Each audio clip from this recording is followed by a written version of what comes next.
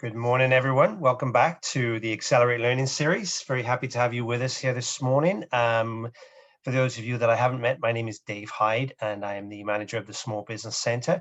I'm delighted to have you with us for part 4 of what's been an amazing Accelerate Learning series. The Accelerate Learning series is part of the Accelerate Summit, which is our annual conference, takes place every October here in Barrie. We'll be beginning planning for Accelerate Summit 2021, probably in the next 3 to 4 weeks. So start to watch out for announcements for that. But throughout the year, then we include some learning events, and this Accelerate Learning series, this 4-part series, is one of those. So today is the 4th and final installment. Many of you will have joined us for the previous 3, and will know just what great sessions they've been. Today, I'm very happy to be introducing Dustin and Chris, our remaining members of our amazing digital service squad. So Dustin's going to be speaking about email marketing and politely telling you how you're doing it wrong and help you to fix it. And then Chris is going to be chatting about analytics and SEO and giving you some quick tips on how to analyze the data that you can get from your website as to your, who's visiting you and who's interacting with you. So without further ado, I'm going to hand it over to Dustin in a moment. I just wanted to give a quick shout out to our wonderful partners here. This slide you can see in front of you folks, these are the presenting partners of the Accelerate Summit. It simply couldn't happen without a community effort like this. It's just too big of an event. So I'd like to give a sincere thank you to all of the partners that you see on the slide there. We are, as in previous weeks, we are recording this session, so we will be sending the slide deck and the recording out to you later on today. And there will, of course, be time for questions towards the end of the session. And I just ask that you pop your questions in the chat box towards the end of the presentation, and we'll get through as many as we can. So with that, it gives me great pleasure to hand you over to Dustin Hyden. How's everybody doing today? But wait, don't actually answer that. You're going to notice during my presentation, I ask a lot of questions. The goal here is just to get you guys thinking. So you don't have to take the time to type the answers in chat or anything. Just be aware I'm going to ask a lot of questions. And yeah, let's get started. So my name is Dustin, and I am the web designer / developer of the team for Digital Main Street here in Simcoe County and Barrie. And today, my goal is going to be, I want to completely change how you think about your email marketing strategies. So I got 20 minutes to do that, and I think I'm going to be able to do it. I'm going to show you some cool examples. And before I get started, just to remind you all that Chris is going to be speaking after me. He has another 20-minute presentation, like Dave said, on analytics. But let's jump right on in. So first, I have an example. How many of you want to be or already are sending out flyers that look like this? So this is just an example. It's a really fancy example of an email flyer, right? And it looks nice. It says something's free. It says new season. I'm sure a lot of you probably want to be doing this. This seems like what you should be doing with your email marketing. Now, I want to just challenge that really quickly and just ask, how often do you get one of these and go, wow, this business really thought of me? Or, wow, this really made me actually want to purchase it. I'm sure there might be some of you who are like, yeah, I've purchased from these, right? I've purchased from a few flyer ads that I get, but for the most part, I just delete it or I get rid of it, right? It doesn't really engage with me, right? And why is that?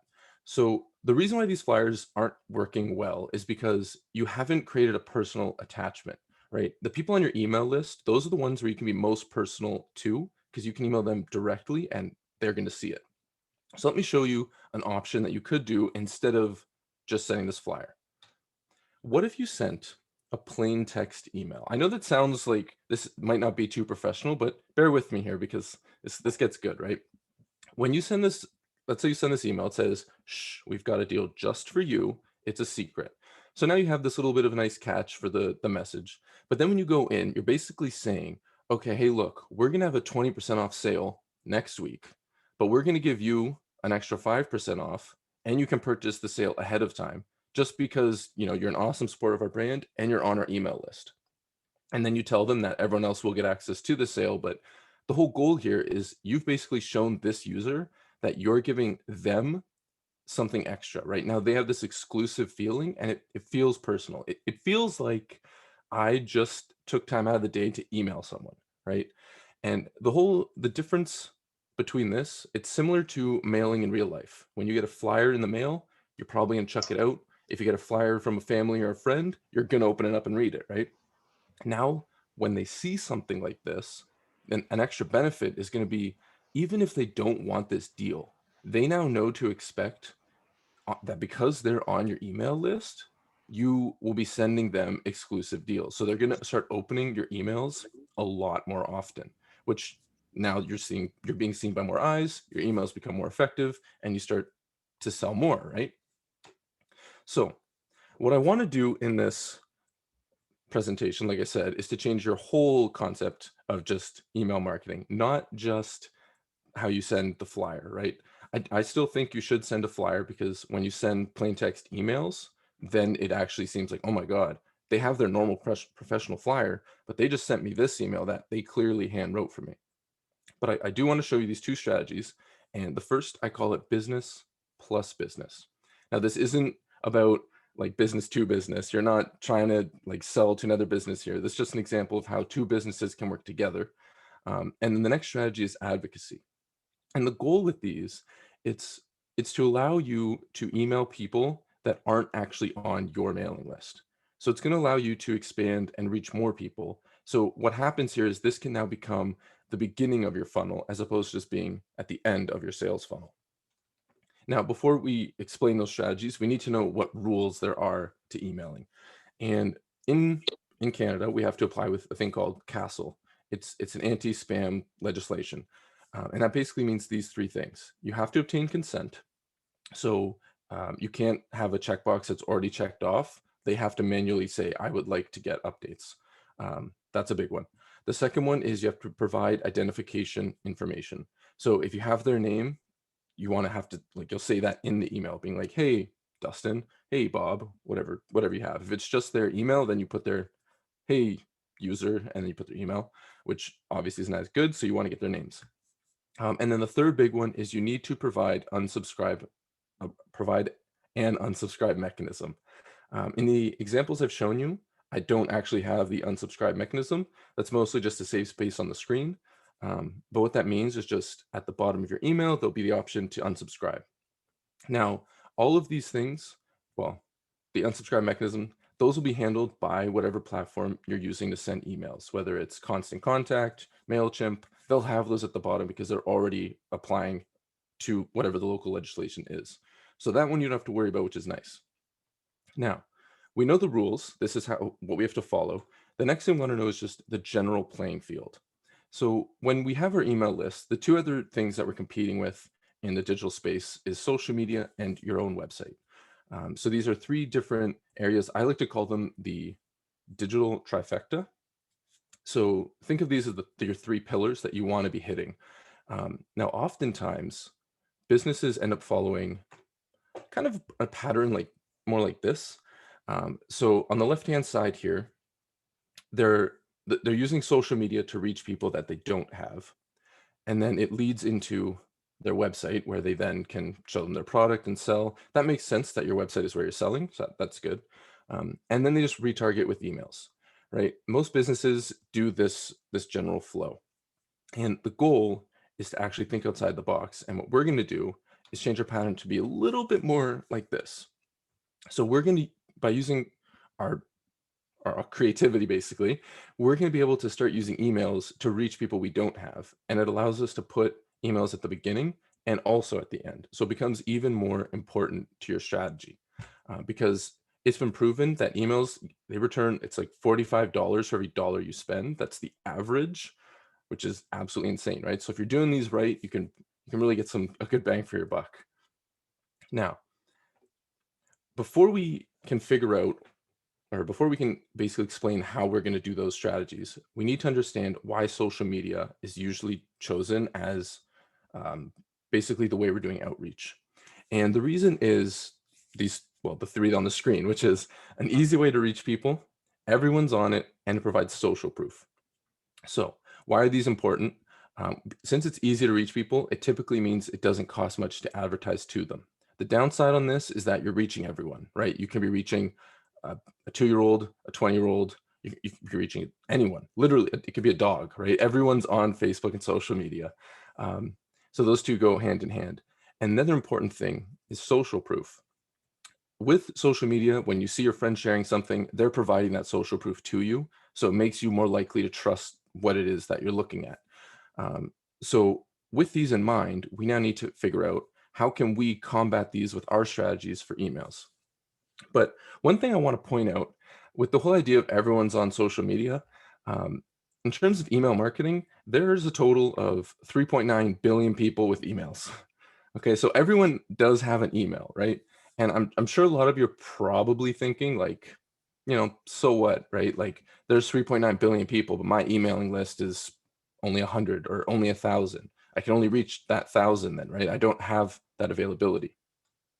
So that's where the two strategies come into play.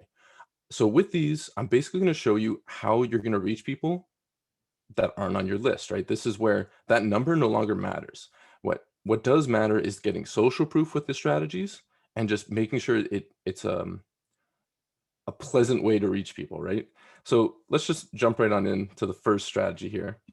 And this is the process where you're going to be reaching more emails. Advocacy is the process where you're going to be reaching more people. Obviously, more emails equals more people, but there's just a slight distinction there on how we go about them. So I'm just going to show an example because it's a lot easier to show visually. So here's an example of a business plus business email. So we partnered with Cheryl's Cherries. So it's basically just asking, have you ever shopped with Cheryl's Cherries? We just partnered with them to bring our customers a little discount. So until the end of this month, March 2021, you get 10% off their cherry, right? And then you have a little cheeky URL, we cherry issue, whatever you want to do, right? Have fun with it. And then we basically say, we're going to partner with businesses in the future, so be on the lookout for more discounts. And I'd also recommend that you join their mailing list because they're going to be doing the same thing.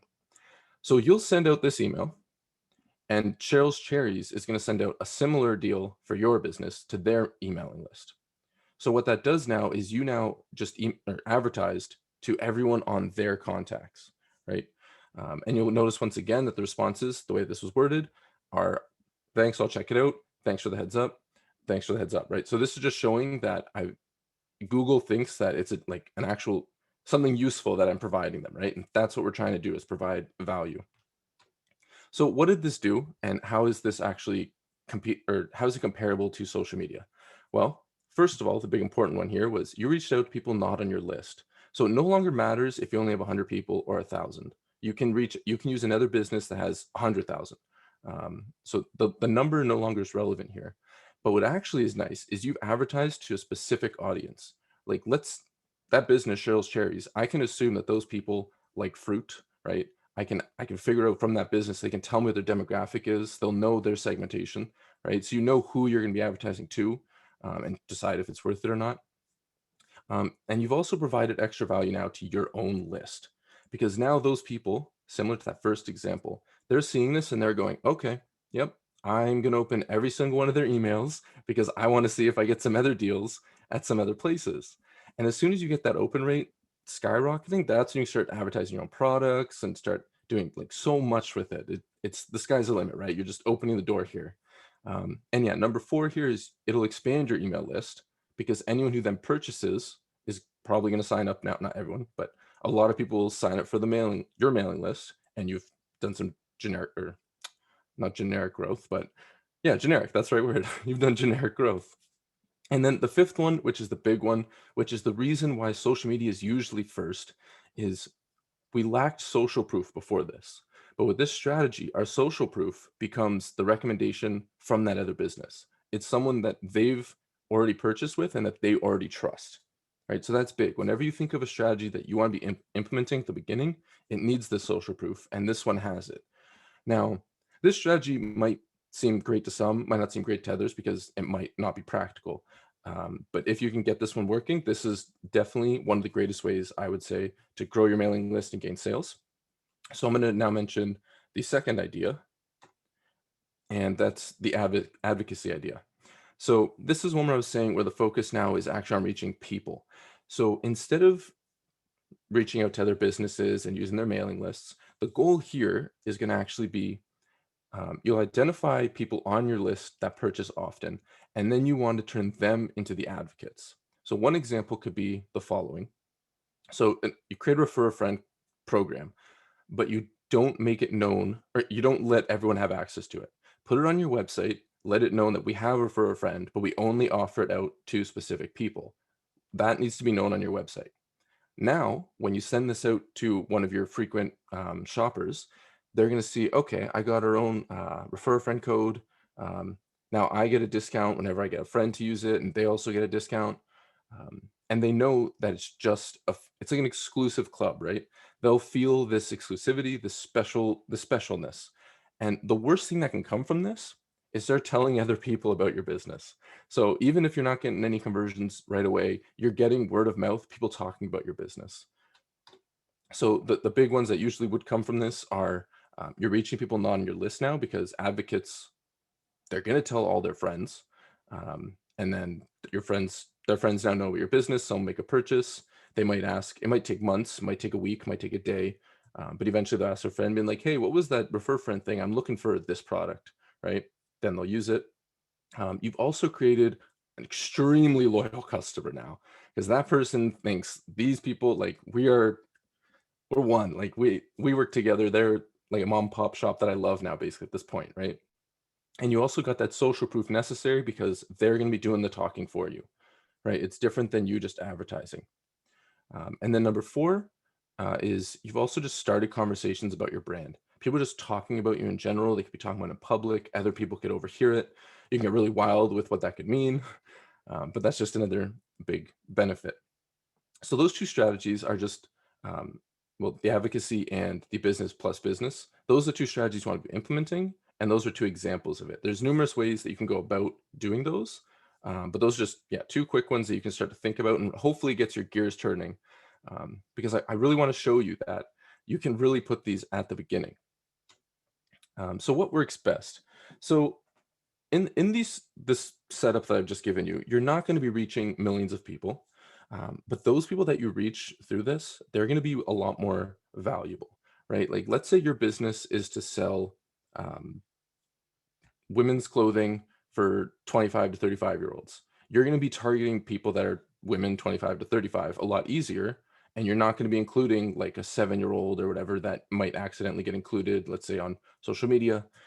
So you're getting more valuable leads. That's the best way I can put it. Now, like I said, business plus business might not be an option for you. So you really have to figure out for your business what strategies you can implement there to do this. Okay, so now I just want to spend the last bit here going over just common questions, general questions I get asked a lot. So hopefully this will clear up anything that you guys might have, so that we don't have, well, so just get asked at the end. So the first one is just, how do I improve sign-up rates? To do that, you need a catch. Oftentimes you'll go on a website and you'll just see, join our newsletter to receive updates. There's no catch there. That means nothing to most people. It's ambiguous. Like, what updates am I going to get? What is it going to, right? So you want to be a little bit more direct. So here's an example. And this is, once again, just going with the discount. You don't need to use discounts for all your examples, but it's just the easiest to visualize. And that's, want a 10% discount code on your next purchase. Let us email you one and send you more deals in the future. Now they know exactly what they'll be signing up for. They can save money, and they're just going to be more inclined to do so, right? And that's when now you can start doing your personal emails, the occasional flyer, and you get this whole strategy going. Another one that you could do, it's probably way too long, and I would only say maybe it works in a webinar, who knows? But it could be, you want email marketing tips? I know you do. That's why you're listening to me right now. So if you go over to hayden.ca/pivot and you sign up there, I can give you more tips in the future from time to time, along with some web design advice and more, because those are my specialties. Obviously, don't feel like you have to sign up. I just thought that'd be a funny little place to put this. Now, the next question, how do I improve open rates? So the first and the last point here are very similar. The whole idea is you need to build this personal relationship. It needs to feel like they just got a mail or a piece of mail from a loved one instead of a flyer or junk mail, right? You need to just create that distinction. So that's why using plain text emails will improve your open rates, because they just seem like they're sent by a real person.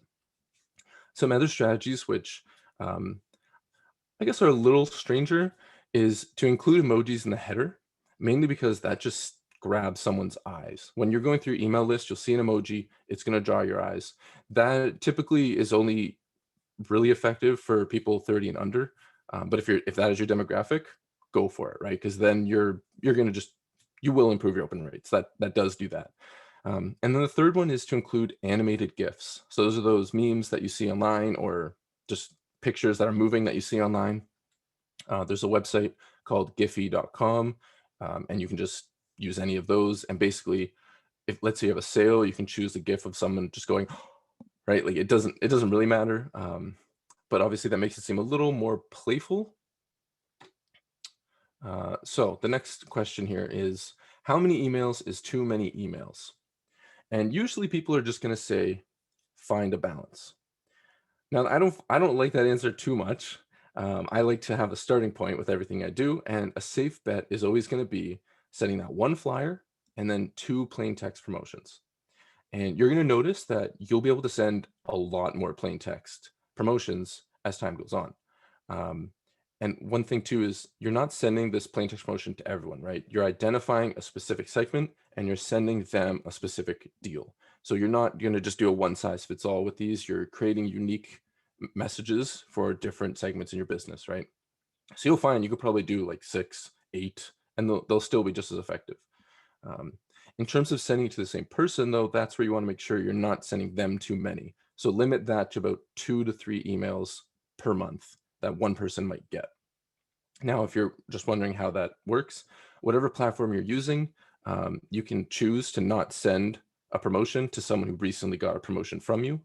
And that's the best way to ensure that you don't send someone 20 emails in a month. Now, another question is, how do I make them unique? And I'm sure a lot of you have spent some time with MailChimp or other platforms might know the answer to this. But if you haven't yet, when you're on MailChimp or one of these other platforms, you can actually insert variables into the email. And then when they send it for you, it'll dynamically put in what that variable's value is. So for example, if I'm zooming into MailChimp here, this might be really hard to read. The reading part for it isn't that important, but there's a little option that says merge tags. So you would click it, and then you can choose a list. So it would say first name, and then this part here would appear, the F name. And it's basically when it sends, it's saying, let's put their first name here in the email. So when it sends to 100 people, it'll send all of their own names. And then this one's just wrapped with an if statement. So it shows you can like really code these to some granularity here. So you can basically say, like, if we have the first name, send the first name. And then you can even put in stuff like, if we have their birthday, put in a little birthday message. If we have their location, add something there, right? So even if you're only sending a specific campaign, you can still have that one email have a whole bunch of different messages in it based on what content you have about that user. So I do recommend trying to get as much information as you can from them, so that way you can really start to create some unique emails. And then another question that I get asked most often, this is the number one question, is when should I send an email? And the answer that I always recommend, Tuesday to Thursday at either 10 a.m. or 1 p.m. The reason being is this is the time when most people that are at work they're still checking their emails, but they just caught up on stuff. So typically, 9 a.m., they're doing all the work emails. Then afterwards, they go through the emails that are less important to their work, but, still something they want to view. That's around 10 a.m. Then after lunch, they check their emails, and then they're going to go through email. So 1 p.m. And then Tuesday, Thursday, because those are typically slower, just slower days in general for just overall productivity. So they're on their emails more. As weird as it sounds, that those are just the good days. Now, those are all the tips that I have, and I'm sure you guys have a lot of questions. I see a bunch in the chat, so I'm going to actually answer those after Chris's presentation, just so that we can get both presentations done, all the questions at once, and just do a nice big Q&A. So yeah, thank you for your time, and I'll just hand it over now to Chris.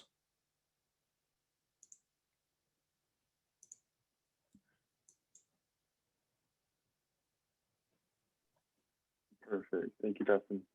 I'm just going to jump onto my page now.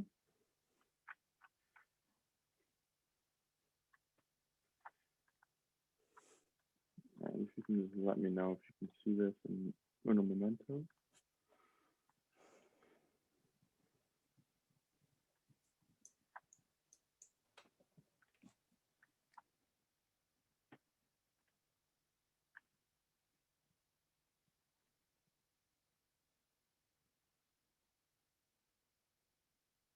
Okay, can you see that?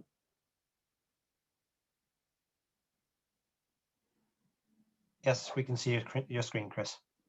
Perfect. Okay, thank you. All right. Hey, everyone. How's it going? I'm Chris. I am the e-commerce and analytics specialist for the Digital Main Street program.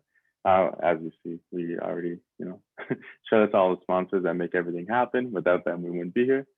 So we just talked with Dustin. And now, oh, actually, there you go. There I am. There's me. I'm the e-commerce and analytics specialist. Today, I'm going to be talking about just some quick actions to implement for SEO. I decided to kind of go very, very light on this topic because I've gone very in depth before, and it hasn't actually been taken it's like a master class in a sense, and I don't want to do that. I realized that it's way easier to take bite-sized chunks, and I actually created a little 3 little words to make it easier. So today's goal is to discover quick start SEO tips and tricks, and I call it the boom, bang, and pop. So it's actually like 3 steps for memory, just to help remember it easier. So before we even begin, just to clarify, what is SEO? So SEO stands for search engine optimization. So what does that mean? SEO techniques help us rank on Google organically. So search engine is Google. So if you just put Google instead of search engine, it'll say Google optimization. Basically, that's what it means. It just means ranking higher on Google. And there's so many different components of this. It's literally a career path now in the digital world to be an SEO.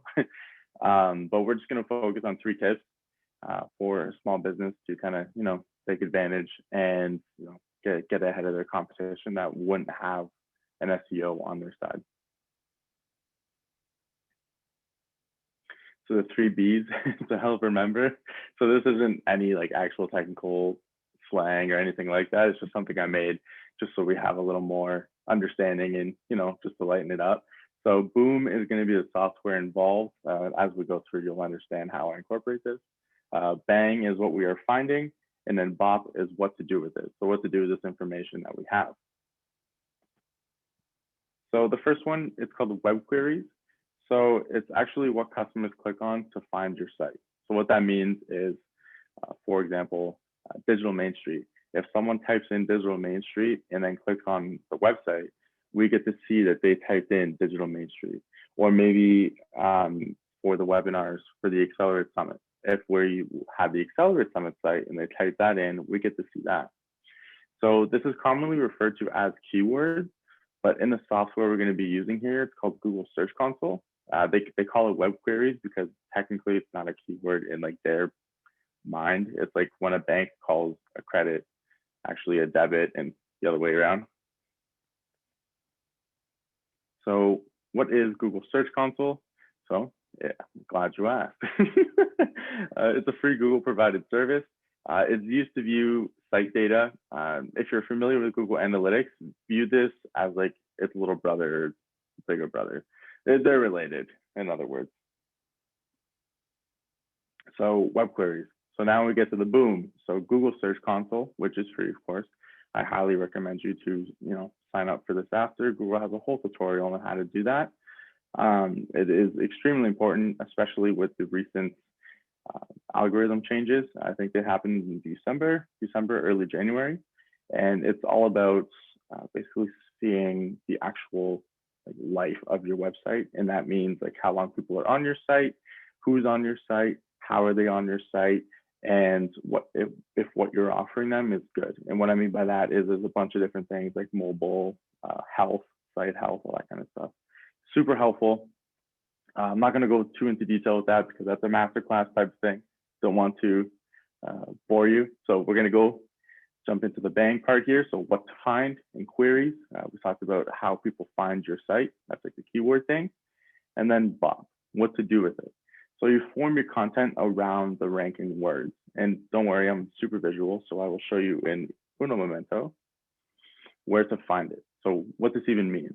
So this isn't my site. So, this is public information that we can talk about here.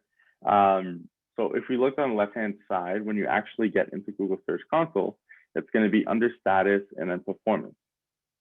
So for status and performance, under that, you go to queries. And each of those queries is actually what people type in to find this company. So a way to read this, so their actual company is called Megalithic. So just to clarify the two Megalithic and Megalithic, just because that's the company name. So if we actually look at this, so impressions is the amount of times it's been seen, and the clicks are obviously, the clicks onto the site. So if we look at the clicks to the impressions, we get to see that 59.3% of people that are looking at Megalithic actually click. So that's really good. They're ranked #1, hopefully. It is their business, their business name.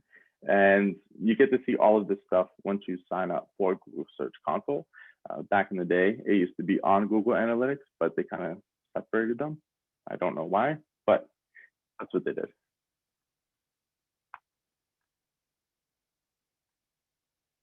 So #2, top ranked pages. So what is that?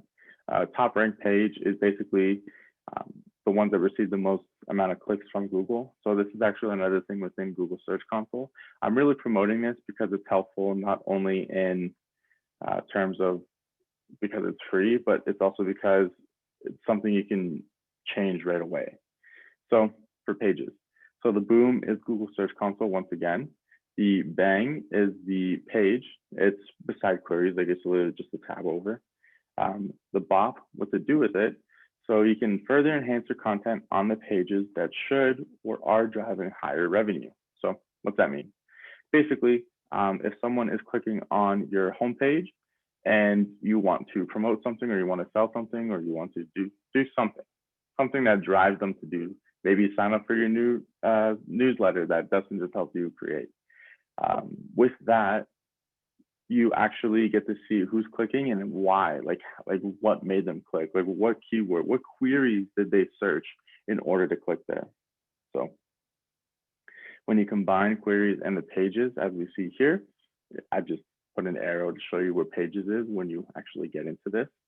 You get to see what is, ranking the most, what is creating the most amount of traffic. And you can also kind of reverse that in the sense that if something is super low, then maybe add a few more of those keywords in there, those query type of messages, to get those actual pages to rank higher. So you can use this for not only your strongest pages, but you can use it for your weakest as well. There's always so much to build on. So #3 is SEO apps and plugins. So I'm going to focus on this a little bit. I'm going to go into a little more depth here. So basically, a quick start SEO plugin. It's obviously like SEO is more of a long-term thing. It's something you constantly have to change. There's a whole career base around it. But if you can at least get the basics on your site to be SEO optimized, that's a win, especially for a smaller business. Just to be, I guess, with a stronger foundation is much better for that business, and especially the website in the long run. So these SEO apps and plugins, they're going to be focused on Shopify and WordPress. Unfortunately, the ones that I see on Wix and a few other suppliers don't really, I don't want to say use them because I don't have the experience or the positive reviews from them. So if you're on Wix, please know that Wix is a very small business type of site, like type of CMS. It's a content management system. If you want to grow your business, you want to grow digitally, I would recommend either WordPress or Shopify, depending on whether you're e-commerce or not. If you're e-commerce, then I highly recommend Shopify just because it's easier on your side of things. And there's just so many more things you can implement that you don't have to code or do anything drastic to. It's something you just click, maybe do some research in terms of what you're looking at. But other than that, I would recommend those two the most. And because, in terms of SEO, you can rank a lot higher on those versus Wix. You don't have the kind of in-house SEO capability, unless, of course, you are in this field and you can do it without those plugins, but chances are you're not going to without those plugins. So WordPress and Shopify, yay for plugins, and I'm about to show you my two favorites. And my two favorites. So yes, they are both free. Yes, you're welcome. I know I do the best amount of research. So Aveda SEO, it is a great starting point for a Shopify site. I think they're free forever. That's like the thing they promote the most. There's a ton of SEO plugins for Shopify just because Shopify is such a big company, but a lot of them are freemium. So what that means is you can use it to a certain extent, and then after that you have to pay. But with Aveda, it's free entirely. So I promote that one, especially for small businesses, because this is like the intro to SEO. So I prefer, you learn the ropes before you start spending money on something. Same with WordPress, Rank Math, or Yoast. These are both freemium. However, they have great capability out of the box, meaning they help guide you through things called wizards. Like when you first start it up, it's going to ask you a bunch of questions, put in the answers to those questions, and they kind of help speed up that SEO process for you. Like I said, this is not something that's just all of a sudden, okay, yeah, I'm SEO optimized, like, game over. It's something that continuously goes on. And if you want to invest that time and knowledge to learn a little bit more about SEO, highly encourage you to do that. And these platforms are going to be fantastic to actually help learn at the same time. Oh, no, something took me out there. There you go. Okay. So yeah, I would definitely recommend those for sure. So SEO plugins, the software involved, the boom is Shopify or WordPress. Like I said, I don't want to recommend anything from Wix because I don't have any experience and they don't really have the best reviews. So I don't want to promote something that I don't agree with. So the bang, the what to find, you actually follow the beginning wizards, as I said, the great foundation, and the bot, what to do with it. So it helps further optimize content, allowing you to alter meta tags, descriptions, schema, all this kind of stuff you'll learn once you get into that. But this is a great point to start at. Like I said, like this is, if anything, like if you were to leave today with some type of knowledge, it would be number 3 right here. And hopefully number 2 or number 1. So in summary, web queries is Google Search Console, and top ranked pages are also in Google Search Console.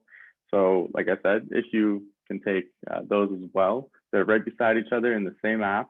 If you can just analyze that and see the research of which ones are being more successful, which ones are, what pages or maybe what queries you want to rank for. And that means you have to make content designed for that.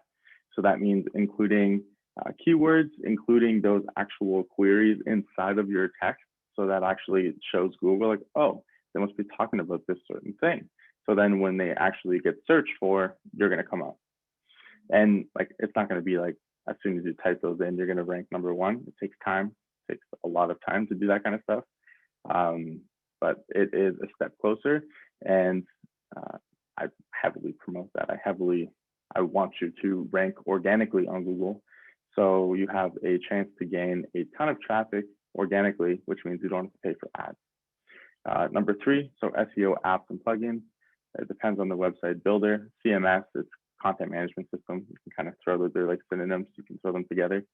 I focus more on Shopify and WordPress. I'm sure there's other ones. I think there's Drupal and stuff like that. I don't really have expertise in those, so I'm not going to recommend anything. But for Shopify and WordPress, which is the gist of the community, those were my 2 suggestions. And Q&A. So I know Dustin said he's going to leave his Q&A till now, and I'm happily leaving mine till now as well. So if anyone wants to just bombard us with questions, I have no problem sitting here, or standing actually, and answering them. So thank you. Yeah, thanks, gentlemen. As we've come to expect from the Digital Service Squad, fantastic information. I mean, it's it needs to be understood, of course, that we're just scratching the surface here. Everybody on the Digital Service Squad has quite an extraordinary depth of knowledge when it comes to these particular subjects, and when we get we give them 20 minutes or half an hour, and they manage to share some of that information, but of course there's a lot more. So I would encourage each and every one of you to, if you have more more in-depth questions, or you need more assistance, to reach out to any one of our Digital Service Squad after this call, and we'll happily give you their contact details. Yes, there were a number of questions coming in throughout both presentations, so that's great. Dustin, did you have an opportunity to review some of the questions? Would you like to go through them one by one? Would you prefer that I read some out? How would you like to handle that?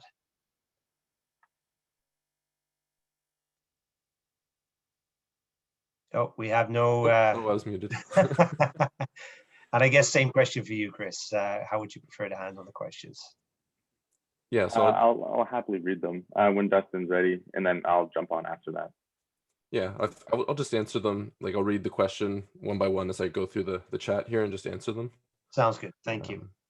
So I see that Melissa asked if I can provide some knowledge on how you can start a conversation with a similar business to help leverage each other's email lists.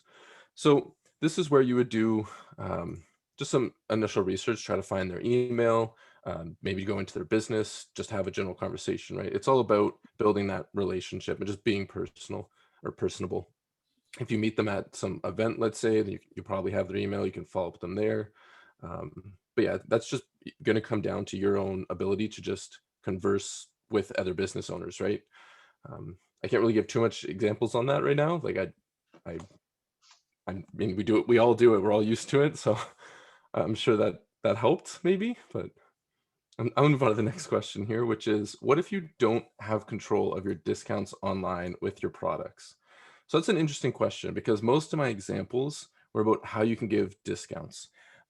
So some other things that you could be doing, if you have at least control of when the products are launching, whatnot, you could do like a pre-launch email saying, hey, we're going to be launching these. We're going to give you like an extra week ahead of time if you want to purchase it. That way, it'll still be in stock because you're getting like this pre-launch discount. It'd be the same price, but pre-launch promotion, I suppose, would be the right word. And then another option could even be, you can add some sort of rewards program to your website and then send them an email saying, we're going to give you extra rewards if you make a purchase between this date and this date. So that gets around not being able to actually add a discount itself. But the whole goal, is to make it seem like you're offering them something extra, something exclusive, something around it. It can be, like I said, those two things. I'm sure you guys think of more as well when you really start to think about it. But I'm going to keep going on these questions here. So I see Sarah asked, how do you figure out what business to partner with to ensure that you aren't competing with the same dollars? That is a very important question. And the way that I would suggest this is that you'll gauge this on the conversations you're having. Like, let's say you're a pet shop and then you're talking to another pet shop. Chances are doing that cross promotion, probably not the best idea because you're selling the exact same thing, right? But let's say you're selling pet food, and you meet another business that's selling pet toys, like you're just that niche, then that conversation might make sense, right? So what you want to do is just in that conversation, just determine like, okay, they're selling these things. Now, the one part that you'll never have full control over with this is if, let's say, somebody is interested in both, and then they have to decide which they're going to spend their money on. And that's where you have to make sure that when you're choosing your audience, that you think that there's no chance that they're going to choose that other business that you've partnered with during this promotion. You want to help that business in the future, but you want to make sure that you're going to be getting the sale right now, right? Let's see what the next question is here. Can you give us an example? Oh, that's Dave asking Kara a question. I'll move on from that. And then Melissa asked again, do most platforms offer the option to use emojis in your headers? Yes. And what's actually neat, if you guys have a Windows computer, and like if it's Windows 10, and you hold down the Windows key and then press the semicolon, wherever you're typing on like anything, it'll actually open up a little emoji box, which then you can just search any emojis directly there. So it becomes really easy to add emojis. You don't have to go on a website to do it. And it just saves you a lot of time, right? So yeah, they offer it. With Windows, I know for sure that you can easily implement them. With Mac, you might have to search it. They might also have a hotkey that does it. And what's the next question here? I'm getting an Amber Alert. That's really sad. Sorry. I'm sure we all probably just got that. So another question.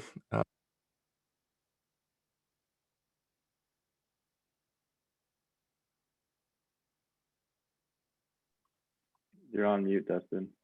Of course.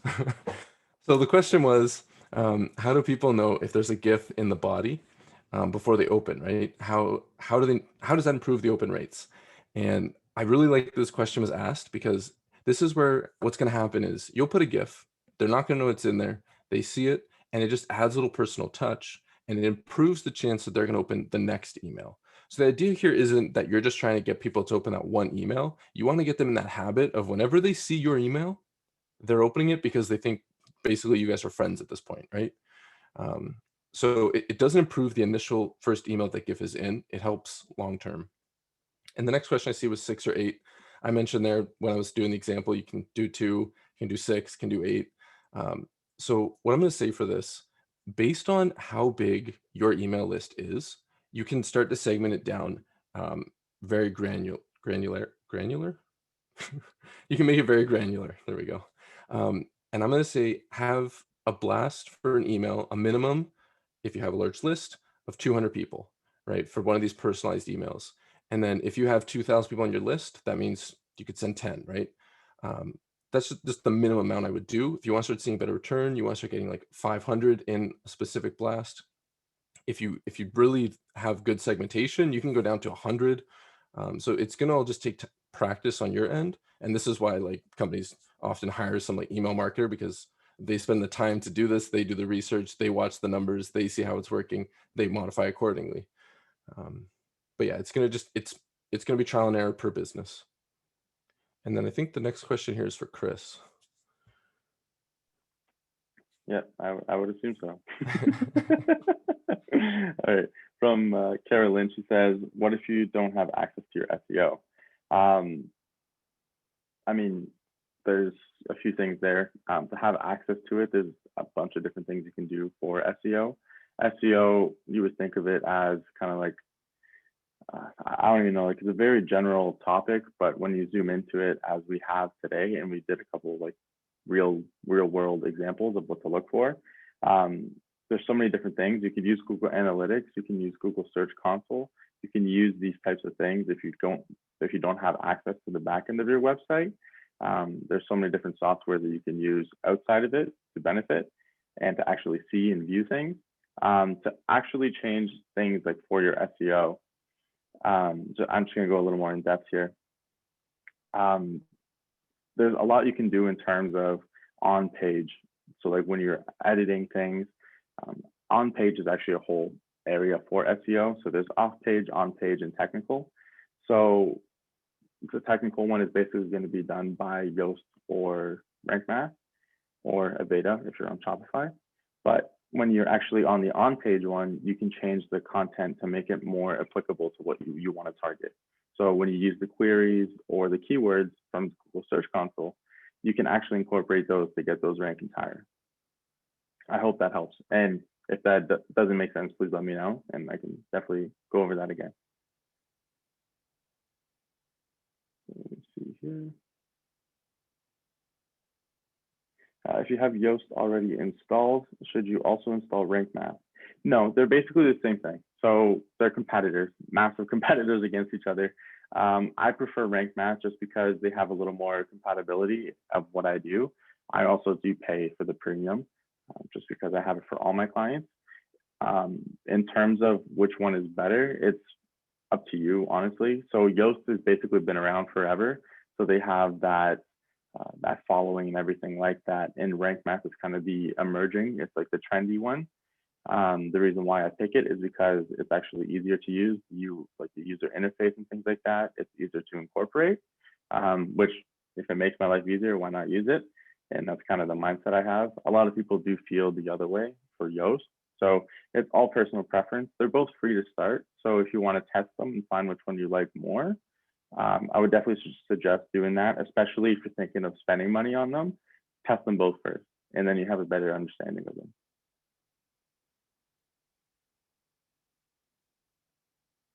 Perfect. And I think that's everyone.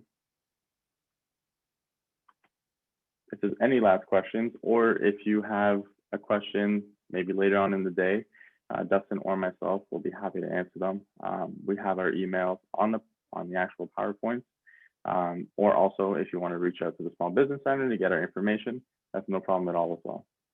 Thank you everyone for listening. I appreciate you very, very much. Yes, thanks, guys. We appreciate you too, and everybody on the Digital Service Squad again for the time and the fantastic knowledge that you've given us. And not only that, but just the way you guys present. You're all very, very good at getting your point across and explaining what to most of us are confusing concepts. You guys put them in human plain language terms that we're able to understand. So thanks so much for that. And thank you everybody for joining us again. Super appreciate it. Hope you all enjoyed this 4-part series. Again, we will be sharing today's slide deck and recording with you later on. If you have follow-up questions, as both the guys have said, please either reach out to them directly or to us, and we'll forward the questions on. If there are no further questions right now, then I will just say thanks to everybody for your time. Wish you all a wonderful sunny day and a wonderful week. And we'll talk to you all soon. Take care.